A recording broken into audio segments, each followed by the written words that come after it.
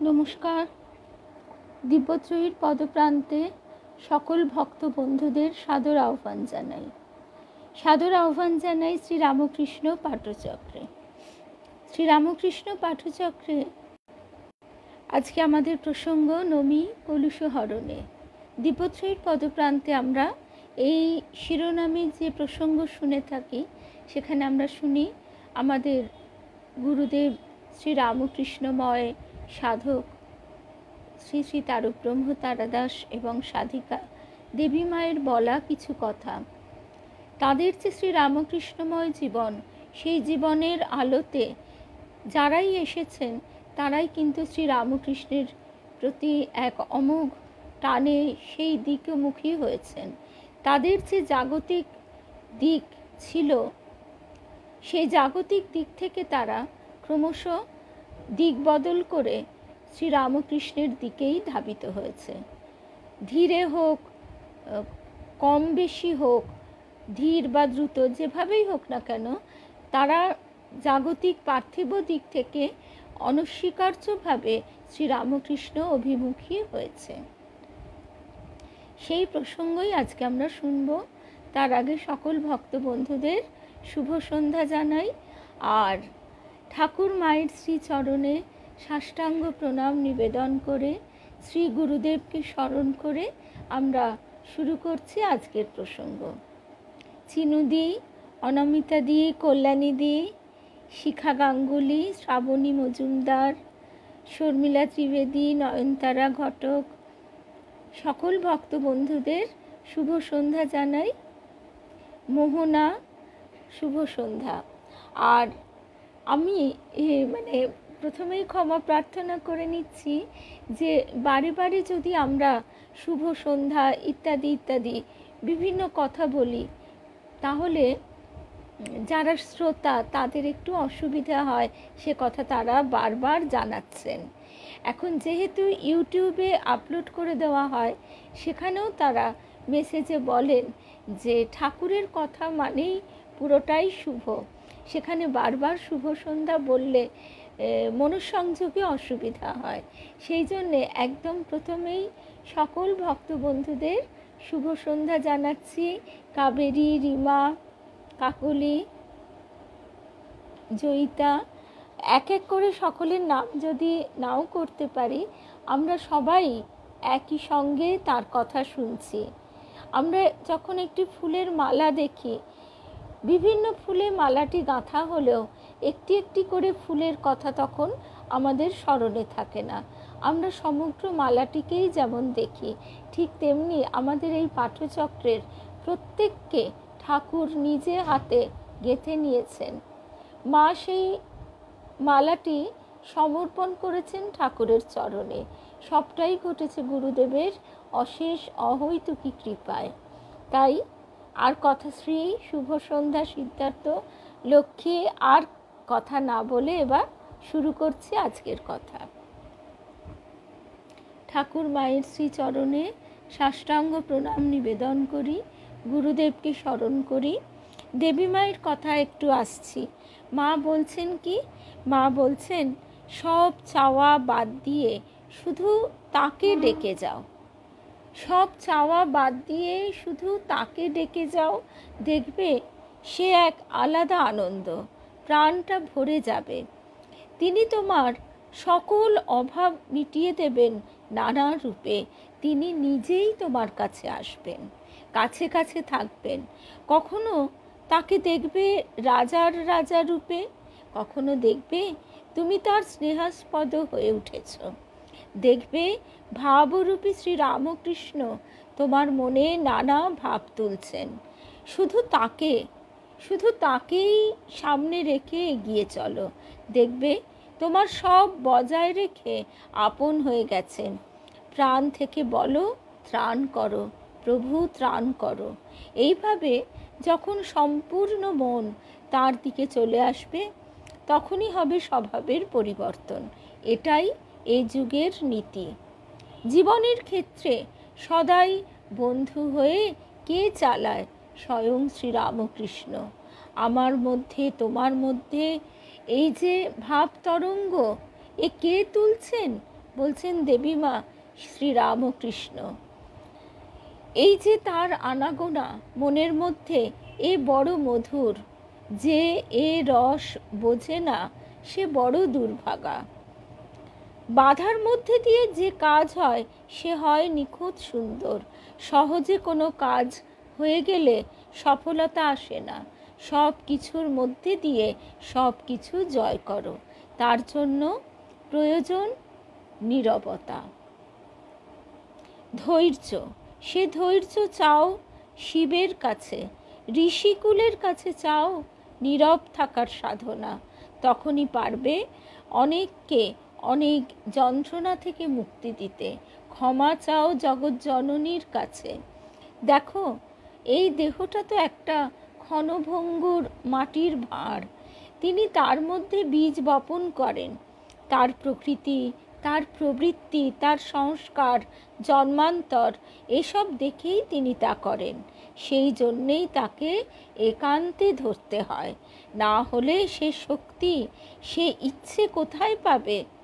মা বলছেন, দেবী মা বলছেন তার কাছে আগে সব কিছু উজাড় করে দিতে হবে, প্রাণ ঢেলে কাঁদতে হবে, তবে তো তিনি হাত ধরবেন।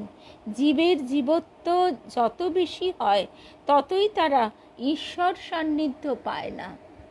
জীবের জীবত্ব যত বেশি হয় ততই তারা ঈশ্বর সান্নিধ্য পায় না।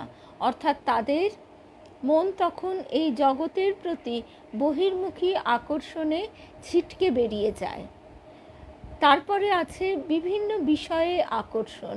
সেই সব বিভিন্ন দিকে মন আমাদের বিক্ষিপ্ত হয়ে যায়। এবার বিষয়গুলি কখনো হয় বড় বেশি পারিপার্শ্বিক, আবার কখনো হয় তার থেকে আরেকটু উচ্চতর কোনো বিষয়। কেউ হয়তো গান বাজনা, লেখাপড়া, দেশভ্রমণ, সমাজসেবা সব কিছু একসঙ্গে করছে, কিন্তু একসময় সে দেখে কিছুতেই কিছু নয়। বলছেন দেবী মা, তখন শুধু নম্র হয়ে নীরব হয়ে তার কাছে চুপ করে বসতে হয়। তখন শুরু হয় ধ্যানের পথে অগ্রগতি। এখন এই ধ্যানের পথে চলতে গেলে প্রথম যেটি প্রয়োজন সেটি হচ্ছে নীরবতা। আমরা এই নীরবতার মন্ত্রে নিজেদের যদি দীক্ষিত করতে না পারি তাহলে ধ্যানের কথা আলোচনা করা কিন্তু যায় না। দেবীমা বলছেন, জীব তিল তিল করে যে জিনিস জমায় ঈশ্বর তা পূর্ণতা দিয়ে পুরস্কার দেন। তিল তিল করে সে কি জমাতে পারে? জমায় হচ্ছে তার মনটাকে। তার মন, ঠাকুর বলছেন, সর্ষের পুঁটলির মতন ছড়িয়ে গেছে। সর্ষের পুঁটলিটি হাত থেকে পড়ে গেলে সর্ষেগুলো কিভাবে ছিটিয়ে যাবে? আনাচে কানাচে, খাটের তলায়, আলমারির তলায়, সে আমরা হয়তো ঝাড় দিচ্ছি তো দিচ্ছি, রোজ একটু একটু করে সর্ষে খুঁজে পাচ্ছি। জড়ো করা কত কঠিন, কত সময় সাপেক্ষ। সেই জন্য এই মনকে আমরা তিল তিল করে জমাতে পারি। অর্থাৎ মনকে তিল তিল করে আমরা নীরব করলে সেই পূর্ণতাটা, বাকিটা তিনি করে দেন। তখনই সে বুঝতে পারে, অনুভব করে ঈশ্বরের কাছে কি পেলুম। ঠাকুরের কাছে এত পেয়েও সংশয় কেন কাটে না? কেন হয় দোনামনা ভাব? কেন ভয় আসে? কেন যায় না অস্থিরতা? মানব জীবনে একটা অন্তঃস্থিত ভাব আছে, তাকে প্রস্ফুটিত করার মধ্যে দিয়েই ঈশ্বর সান্নিধ্য লাভ হয়। দেবীমা বলছেন এটা সবার মধ্যেই আছে। ঈশ্বরের দিকে যত আপন ভেবে এগিয়ে যাওয়া যায় ততই ভয় চলে যায়। তারপর আসে স্থিরতা, তারপর আসে বল। সে হলো নির্ভরতার বল।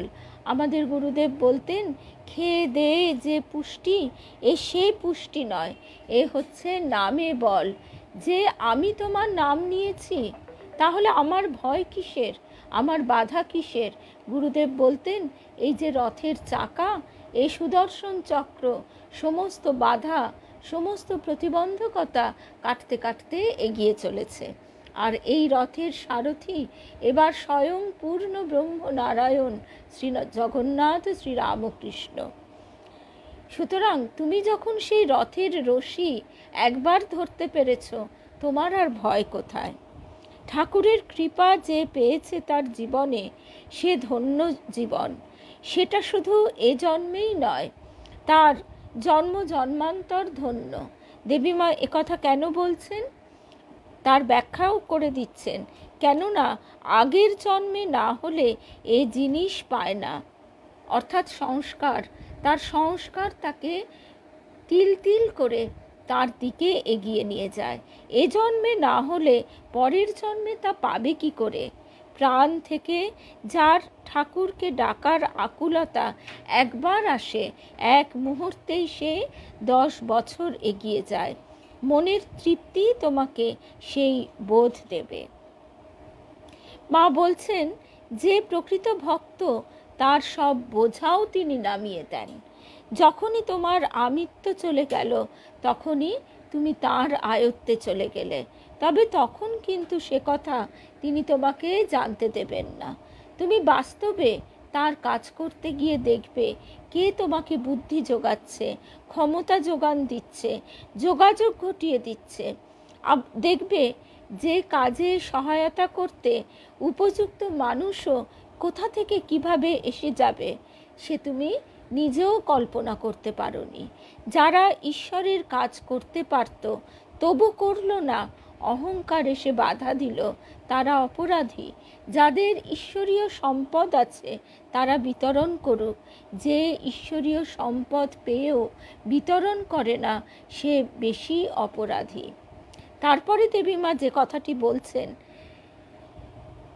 যে নীরবতা মানে কিন্তু যে দরজায় খিল দিয়ে দরজা জানলা বন্ধ করে একাকী বসে থাকা তা নয়। স্বামীজির ওই বিখ্যাত কথাটি সবাই জানি আমরা, তাও আর একবার স্মরণ করি। স্বামীজিকে বলছেন যে, স্বামীজি আমি তো চোখ বুজে ঘরের দরজা জানলা বন্ধ করে এত ধ্যান করছি, কিন্তু আমি তো কোনো সাড়া পাই না।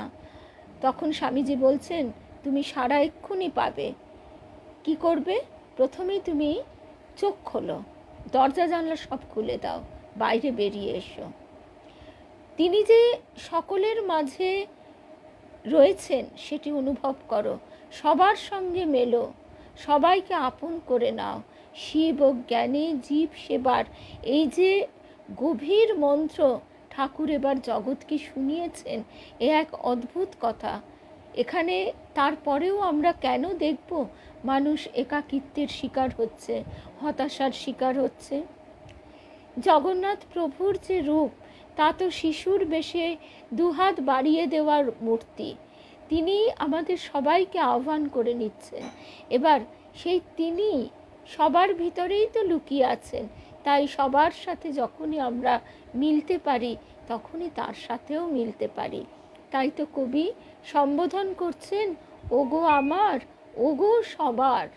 তিনি সবার, সকলের, বিশ্ব হতে চিত্তে বিহার, অর্থাৎ তাকে আমি বাইরেও দেখব, অন্তরেও দেখব।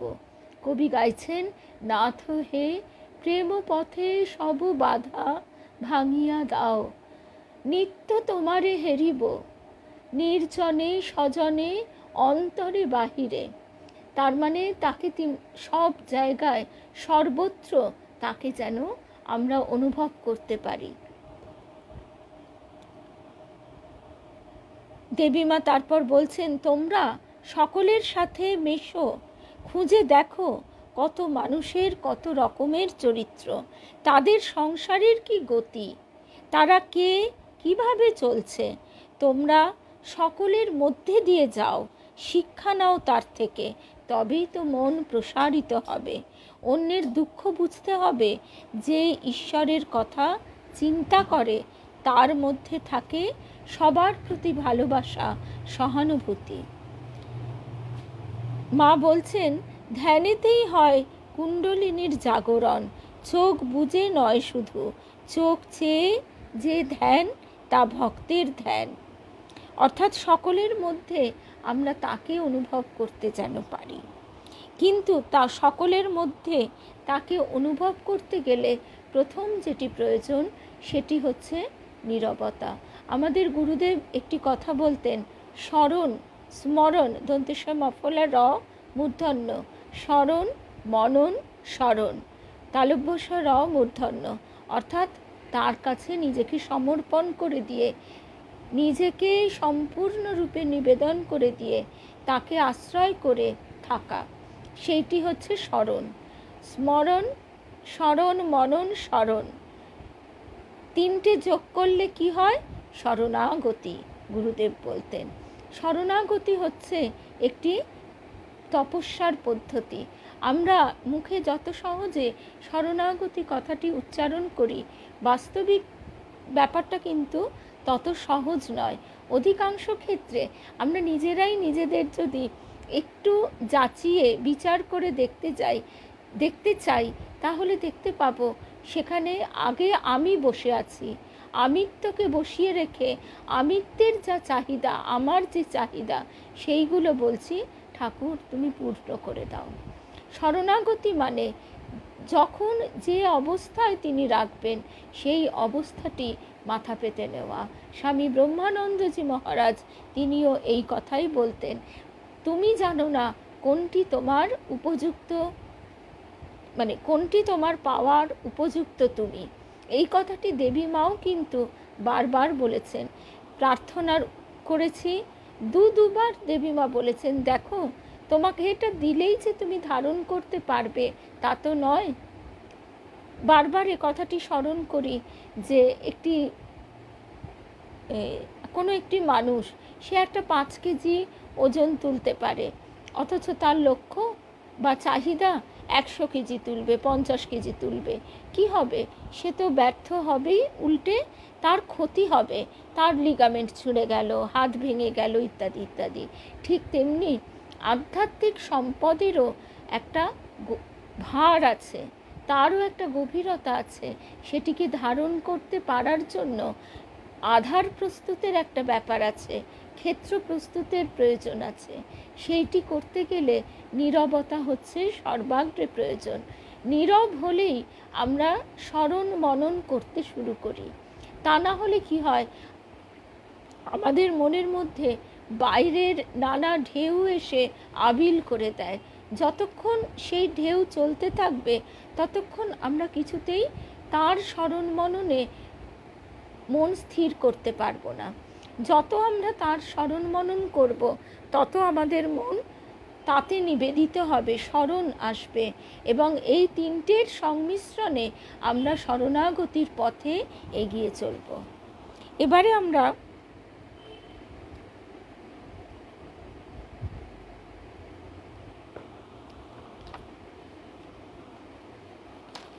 স্বামী তুরীয়ানন্দজি মহারাজ গৃহীদের প্রতি ঠাকুরের যে উপদেশ, সেই কথা থেকে একটুখানি শুনব। স্বামী তুরীয়ানন্দজি মহারাজ, হরি মহারাজ, যিনি, যার অন্তর্দৃষ্টি ঠাকুরের কৃপায় জাগ্রত হয়েছিল, যিনি ঠাকুরকে স্বরূপে দেখেছিলেন যে তিনি আনন্দ স্বরূপ, যত ভোগ যত যন্ত্রণা সব দেহের। স্বামী তুরীয়ানন্দজি হরি মহারাজ তিনি কাশীপুর উদ্যানবাটিতে গিয়ে ঠাকুরকে সেই শেষ অন্তিম লীলায় এসেছেন দেখতে। ঠাকুরের দিকে চেয়ে আছেন, ঠাকুর বারবার বলছেন আমার এই কষ্ট, এখানে কষ্ট, ওখানে কষ্ট। হরি মহারাজ এক দৃষ্টে তাকিয়ে থাকতে থাকতে বলছেন, কিন্তু মশাই আমি যে দেখছি আপনি আনন্দ সাগরে ভাসছেন। এই কথা শুনে ঠাকুর আনন্দে আত্মহারা হয়ে একেবারে উচ্ছ্বসিত হয়ে বলছেন, ধরে ফেলেছে রে শালা, ধরে ফেলেছে। অর্থাৎ তিনি তার স্বরূপ প্রকাশ করছেন। হাটে হাঁড়ি ভেঙে দিলেই সবাই কি সেই অমৃত গ্রহণ করবার উপযুক্ত? হাঁড়ি তো তিনি ভেঙে দিলেন, আর লোকে কলর বলর করছে, সমাজ সংসার, স্বামী স্ত্রী সন্তান সন্ততি নিয়ে সেইখানে কিলবিল কিলবিল করছে। এদিকে উন্মুক্ত প্রান্তরে অমৃত পড়ে আছে, তাহলে তার লোকে জানেও না। সেই জন্য ঠাকুর জানিয়ে যাচ্ছেন যারা জানবার উপযুক্ত তেমনই একজন হরি মহারাজ স্বামী তুরীয়ানন্দজি। তাই ঠাকুরের এত আনন্দ। তিনি উচ্ছ্বসিত হয়ে বলছেন, ধরে ফেলেছে রে শালা, ধরে ফেলেছে। গৃহীদের প্রতি ঠাকুরের উপদেশ কীরকম, এইটি শুনে আজকের প্রসঙ্গ আমরা শেষ করব। এরপর আবার আমাদের দেখা হবে 9টায়। 9টায় আমরা দেবযান শুনব আমার প্রোফাইল থেকে আর মিলন তীর্থ গ্রুপ থেকে। আজকে 8ম পর্ব। সংসার ভালো লাগছে না, অথচ স্ত্রী পুত্র করে বসেছি, তখন কি ছাড়া চলে? ওদের কি হবে? এ তো ভারী স্বার্থপরতা। সংসারে থেকে তাদের পালন করা, নিজের কর্তব্য পালন করা, এও যে ধর্ম। ঝট করে ছেড়ে দিলে কিছু হবে না, ধপ করে ছাতে ওঠা যায় না, ধাপে ধাপে যেতে হয়। ঠাকুর বলতেন, ফল কাঁচা অবস্থায় পারলে তাতে রস হয় না, তার পূর্ণ স্বাদও হয় না, উপরন্তু পচে নষ্ট হয়ে যায়, তাকে পাকানোও যায় না। কাঁচা ঘায়ের মামড়ি তুললে রক্ত পড়ে, শুকিয়ে গেলে আপনিই খসে যায়। তাই সংসার করতে করতে মানুষ যখন নিজে চায় তার থেকে মুক্তি, সে নিজে যখন প্রার্থনা করে, ঠাকুর আমার বোঝা কমিয়ে দাও, আমি যেন তোমাকে ডাকতে পারি, তখন তিনি তার বোঝা তুলে নেন। ভক্তের বোঝা ভগবানে বয়। কি চমৎকার কথা দেখো একবার, মন ছাড়া তো কিছুই নয়। স্বামী তুরীয়ানন্দজি মহারাজ বলছেন, মন ছাড়া তো কিছুই নয়, অথচ এই মনের ব্যাপারেই আমরা একেবারে মনোযোগী হই না। আমরা প্রাণ শক্তির অপচয় করি, তার ক্ষয় করি, অনর্থক মনকে উদ্ভ্রান্ত বিভ্রান্ত করে, মনকে নীরব না করে, মনকে যত নীরব করা যায় তত মনের শক্তি বৃদ্ধি পায়।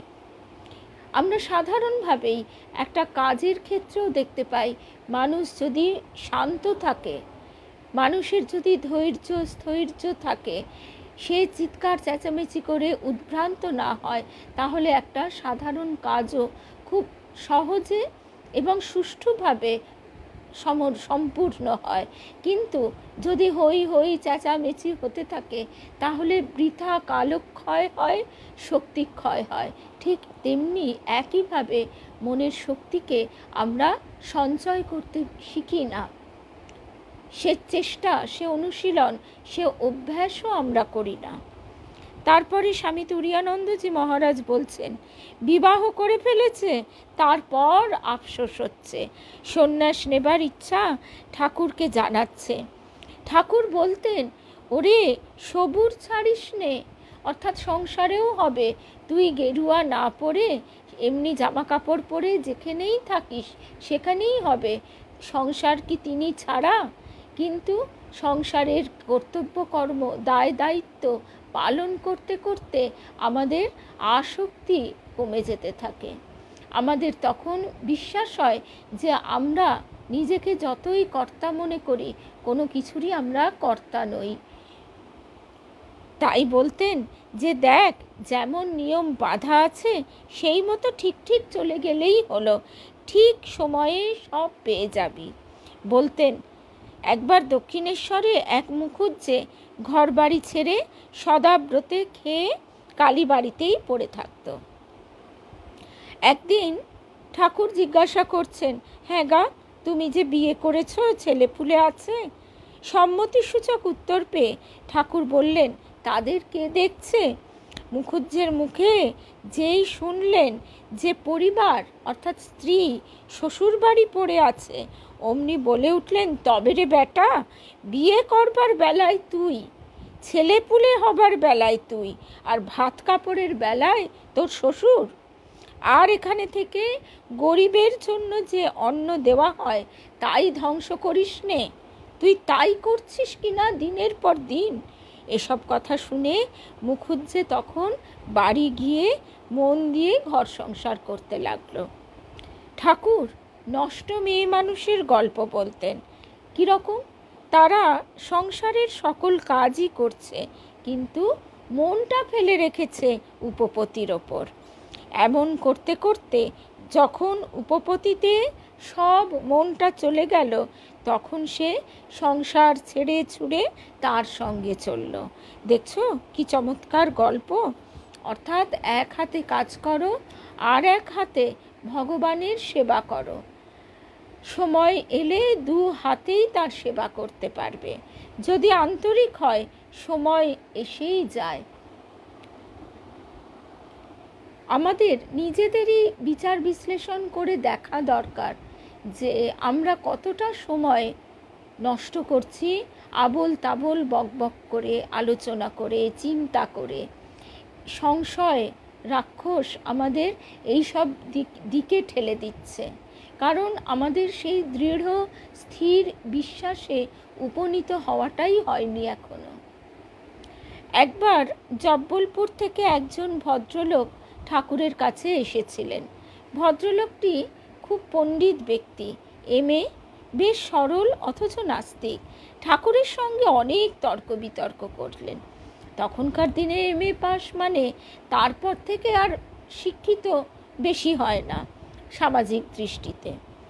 এদিকে বলছেন তার মনে নানা অশান্তি, অথচ ভগবানের নিকট প্রার্থনা করেন না। বলছেন ভগবান আছেন কি না তারই তো কোনো প্রমাণ নেই। ঠাকুর বলছেন দেখো দেখো, এই বলে প্রার্থনা করতে তো তোমার আপত্তি নেই। ওগো, যদি কেউ থাকো তাহলে আমার কথা শোনো।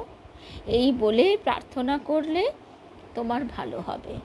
ভদ্রলোক অনেকক্ষণ চুপ করে ভেবে শেষে বললে, না, এতে আমার আপত্তি নেই। ঠাকুর বললেন, এরকম করে আবার আমার কাছে এসো তো বাপু। ভদ্রলোককে তারপরে দেখেছি সে মানুষ আর নেই।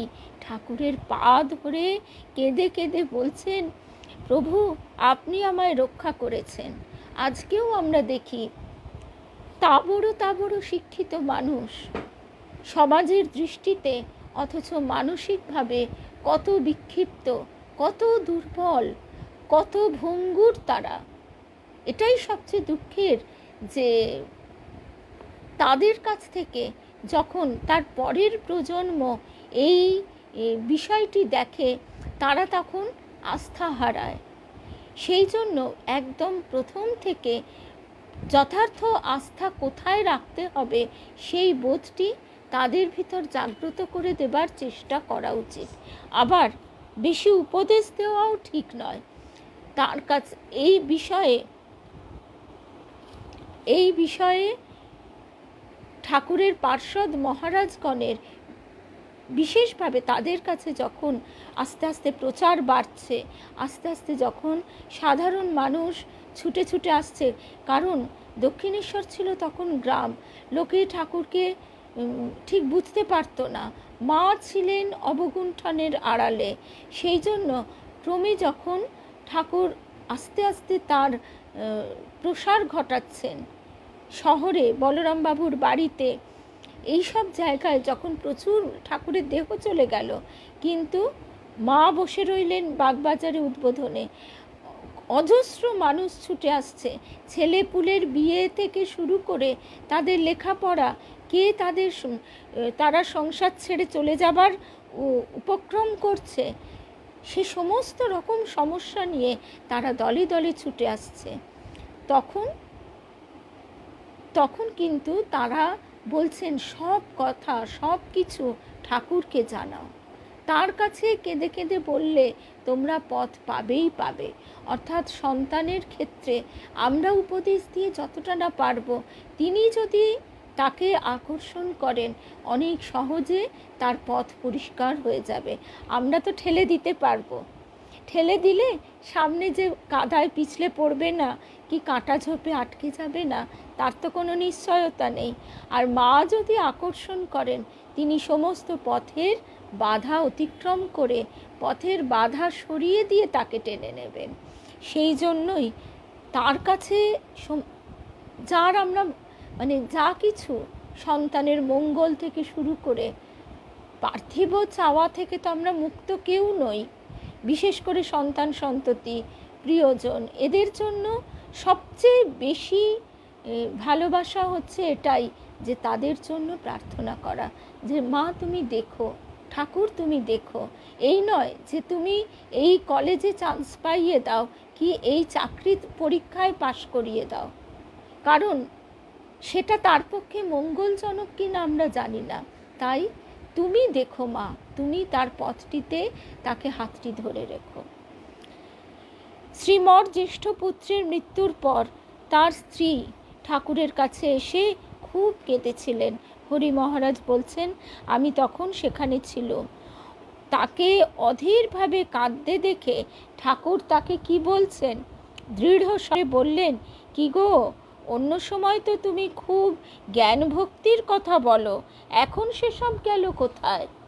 অর্থাৎ আমরা টিয়া পাখির শেখানো বুলি রাধে কৃষ্ণ রাধে কৃষ্ণ বলতে পারি, কিন্তু সময় এলে তখন আমরা কি করব, কি আচরণ করব সেটা আমরা জানি না।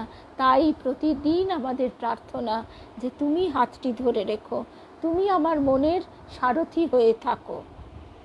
সেসবকে লোপ পেয়ে গেল? ঠাকুর দৃঢ় স্বরে বলছেন।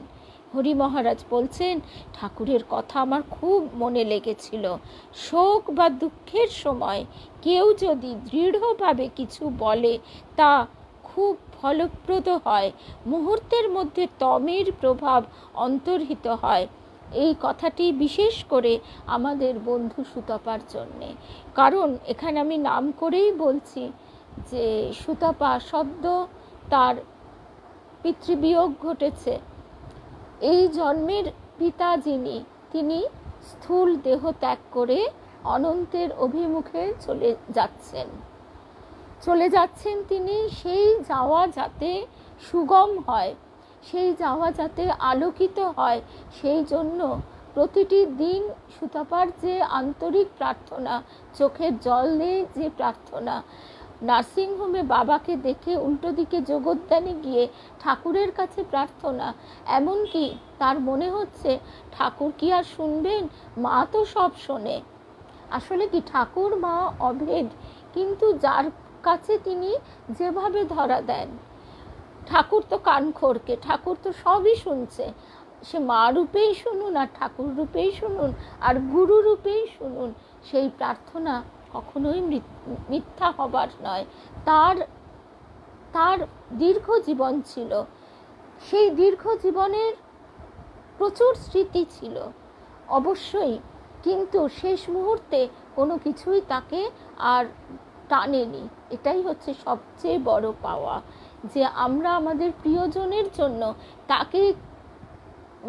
তাকে উত্ত্যক্ত না করে, তাকে বিরক্ত না করে, বেশি উপদেশ না দিয়ে আমরা যদি ঠাকুরের কাছে প্রাণপণ প্রার্থনা করি, তাহলে সুফল ফলবেই ফলবে। এই আসক্তি থাকলেই আমাদের দেহ থেকে মুক্ত হতে বড় কষ্ট হয়, এবং তারপরেও যে সূক্ষ্ম দেহটি থাকে তারও ঊর্ধ্বগতি হতে ভীষণ কষ্ট হয়। সেই জন্য এই যে প্রার্থনা, এবং তিনি বলছেন যে যেদিন বলছেন আমি বাড়ি নিয়ে যাবি, তার পরের দিন থেকেই শেষ দুদিন তিনি বলছেন আমি আর বাড়ি যাব না। যখন বলছে মেয়ে যে বাবা বাড়ি যাবে তো, তিনি তার বড় মেয়ের কথার উত্তরই দিচ্ছেন না। তারপরে বারবার বলাতে বলছেন না, তিনি তার স্ত্রীর কথা জিজ্ঞাসা করছেন না। 50-62 বছরের তাদের যৌথ জীবন, তার কথাও তিনি জিজ্ঞাসা করছেন না। সেই বৃদ্ধা মানুষটিকে কোথায় ফেলে গেলাম সে কথাও তার মনে যাচ্ছে না, কারণ আমরা কারুর জন্য কিছু করতে পারি না। একা যেমন আসতে হয়, একা চলে যেতে হয়। আমরা ভাবি বটে যে আমার পুত্র পরিবার সন্তানাদির জন্য তাদেরকে আমি রক্ষা করব, করা যায় না। কতক্ষণ করা যায়? ঠাকুরও মায়ের জন্য ব্যবস্থা করেছেন। ঠাকুর গৃহী শ্রেষ্ঠ, ঠাকুর সন্ন্যাসী শ্রেষ্ঠ। ঠাকুর মাকে জিজ্ঞাসা করছেন তোমার কত টাকা লাগে? মা প্রথমে বলতে চাইছেন না, তারপর বলছেন ওই 6টি টাকা হলেই আমার চলে যায়। ঠাকুর ঠিক সেই ব্যবস্থা করে দিচ্ছেন, কিন্তু যখন চলে যাবার সময় দেহ ছেড়ে, তখন তার এমনি তো ঠাকুর দেহটিকে ধরে রেখেছেন কত কষ্ট করে, মায়াকে আহ্বান করে। গৌরী মা দেখে ফেলছেন, মায়া আয় করে এই মায়াকে তিনি আহ্বান করছেন। তো ঠাকুর তার সঙ্গে কোনো তুলনা বা ইত্যাদি তো নয়, তিনি ছাঁচটি আমাদের দেখিয়ে দিচ্ছেন। অর্থাৎ সংসারের গোছানোর জন্য যা করবার তুমি মানে সময় থাকতে করে, যখন চলে যেতে হবে মনটাকে তুলে নাও। তখন আর ওই কি হলো না কি পড়ে রইল সেই নিয়ে মাথা ব্যথা করলে বড় কষ্ট পেতে হয়। তারপর ঠাকুর প্রতিটি জিনিস তার ঘরে সুবিন্যস্তভাবে সাজিয়ে রাখতেন। প্রতিটি জিনিস নির্দিষ্ট স্থানে থাকত, যাতে এমনকি অন্ধকারেও তিনি তার জিনিসটি খুঁজে পান। বলতেন, বাইরের পরিপাটির জন্য গোছানো মন চাই। অর্থাৎ বাইরে যে আলুথালু, তার ভিতরের মনও তো গোছানো হবে না। অর্থাৎ অর্গানাইজড হওয়া প্রথমে বাইরেও যেমন ভিতরেও তেমনি প্রয়োজন। আমরা সুচিতার কথাতে এটি বেশি বলি, বাহ্যাভ্যন্তর সূচি, বাইরেও সূচি থাকা, অন্তরেও সূচি থাকা। ঠিক তেমনি মনকেও যখন নিয়মে অর্গানাইজড ওয়েতে বাঁধতে হয়, ঠিক এইভাবেই ঠাকুর আমাদের বলছেন। এমনি মহামায়া আর সব জিনিসের জন্য এমন ব্যস্ত করে রেখেছেন যে তাকে খোঁজবার প্রবৃত্তি হয় না। মহামায়ার এমনই খেলা যে তিনি আমাদের এমন ব্যতিব্যস্ত রেখেছেন, তার কথা আমরা কেউ চিন্তা করি না। ঠাকুর সেই চালের গোলায় ঠেকের কথা বলতেন। বাইরে কুলোর ওপর খই মুরকি রাখা আছে, ইঁদুর তার সোঁদা গন্ধ পেয়ে বড় খুশি, তাই খেয়ে পেট ভরিয়ে ফেলে। আর বড় বড় ঠেকে যে চাল আছে তার সন্ধান আর পায় না, অথচ সেইখানেই চাল আছে। সেই রকম জীব স্ত্রী পুত্রাদির বিষয় সুখে মত্ত, ভগবৎ সুখের অনুসন্ধান তার নেই, অথচ তিনি অন্তরেই রয়েছেন। এমনি মহামায়া বলে ঠাকুর একটি গান গাইতেন। এমনি মহামায়ার মায়া রেখেছে কি কুহক করে, ব্রহ্মা বিষ্ণু অচৈতন্য, জীবে কি তা জানতে পারে। বিল করে ঘুনি পাতে, মিন প্রবেশ করে তাতে, গতায়াতের পথ আছে তবু মিন পলাতে নারে। ইন্দ্রিয় পরায়ণ ব্যক্তিদের ঠাকুর তুচ্ছ জ্ঞান করতেন, বলতেন তাদের কোনো পদার্থ নেই। ঠাকুরের এই কথাটি এই কথাটি হরি মহারাজ বলছেন। শোক বা দুঃখের সময় কেউ যদি দৃঢ়ভাবে কিছু বলে তা খুব ফলপ্রদ হয়। সুতপার কথা বললাম, আরেকজনের কথাও বলবো, মহুয়া। উত্তরপাড়ার মহুয়া তার দুটো পায়ের ওপর দিয়ে 12 চাকার লরি চলে গিয়েছিল, ভাবা যায় না। সে এখন এমনভাবে সচল স্কুটি চালিয়ে সব কিছু ঘুরে বেড়াচ্ছে। হ্যাঁ, নিশ্চয়ই তার একটু একটু ব্যথা বেদনা বাড়ে যদি বেশি ওপর নিচ হয়, বেশি হাঁটাহাঁটি হয়। আদারওয়াইজ সে কিন্তু একেবারেই সচল সুস্থ। সে একটা কথা বলেছিল যে ওই সময়ে ওর দুটো পায়ে দুরকমভাবে স্টিল প্লেট বসানো আছে আর সব কিছুই নির্দিষ্ট থাকে। সেদিন ও বলছে একটা টাইট জিন্সের প্যান্ট পরেছিলাম, যেটা কিনা পরতামই না, মানে টাইট বলে বাতিলের খাতায় চলে গিয়েছিল। সেদিন কোনো কারণে সেটাই পরেছিলাম বলে পরে ডক্টর বলেছিলেন যে সবটা টাইটভাবে ধরা ছিল। যাই হোক, মহুয়ার এই কথাটি ভীষণভাবে মনে থেকে গেছে। মহুয়া বলেছিল 3 মাস যেভাবে মাকে জড়িয়ে ধরেছিলাম, মাকে ডেকেছিলাম, অমনি করে আর বুঝি কখনো ডাকেনি। এই যন্ত্রণা আসলে আমাদের তপস্যারই নামান্তর।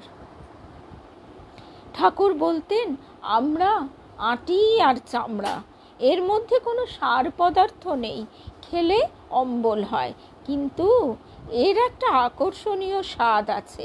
এই জগৎটা ওইরূপ। এই জগতে সুখ কোথায়?